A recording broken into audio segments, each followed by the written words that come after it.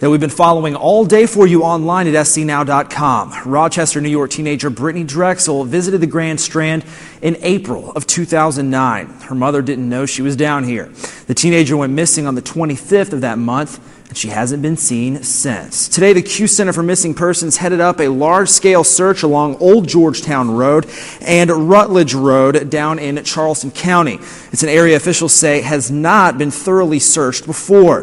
Today, the Q Center brought in about 200 people from 8 different states. Many of them were on foot. Some looked while riding horses, others rode ATVs, and they also had several K-9 units that searched the 5.8 miles of wooded area. News 13's Amy Vitrano was in Georgetown this morning, and she joins us live with more of tonight's top story. Amy? Hey Mason, the search began around 8 o'clock this morning. It was not open to the public, and who was searching was a trained professional. I met up with one man who got search training only after the experience a similar situation. My son went missing April 16, 2007. Travis Baker was only 19 years old when he went missing. It took investigators some time before his case was solved. Was recovered 2 years, 2 months, and 12 days later he was murdered. Dwayne Baker got with the Q Center during his son's search and hasn't left. I've met Brittany Drexel's mother, and I'm one of the few people who's out here that can say I do know what she's going through. And it's a sovereign thing. Only the parents of a missing loved one can actually say, I know what you've been through.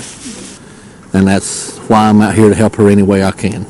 Baker drove 370 miles from Taylorsville, North Carolina to help in the search for Brittany, like so many also did. We've got several different states and people from their respected counties, their professional teams, from mounted teams to ATV, K-9 handlers, and then we got a lot of ground support teams. The large support team is just what Monica Cason needs to cover the 12-mile radius she has set up for this weekend to find Brittany Drexel. You know, we're going to continue to eliminate space because that's what search is. It's a continuation of eliminating space and knowing where that person is not. And finally, hopefully, you get to a place that maybe that person is. Even though the search for Baker's son ended in a sad way, he won't let that slow him down. I'm not letting my son's loss be a tragedy. I'm letting it be a triumph because I will honor his name and other missing's name by doing this and helping any way I can for the missing. What a strong man. The search ended once the sun went down, but the search continues tomorrow in that same area. Now, even though the search is taking place in a very large wooded area, the Q Center says it's not giving up hope that Brittany may still be alive. Mason? News 13's Amy Vitrano reporting. Thanks a lot, Amy. Well, while the Q Center headed up today's search, many other organizations take part in locating Drexel.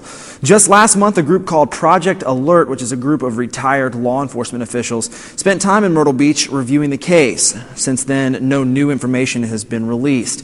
There are also several rewards out for any information that leads to Drexel's whereabouts. If you have any information about the case, please call Myrtle Beach Police.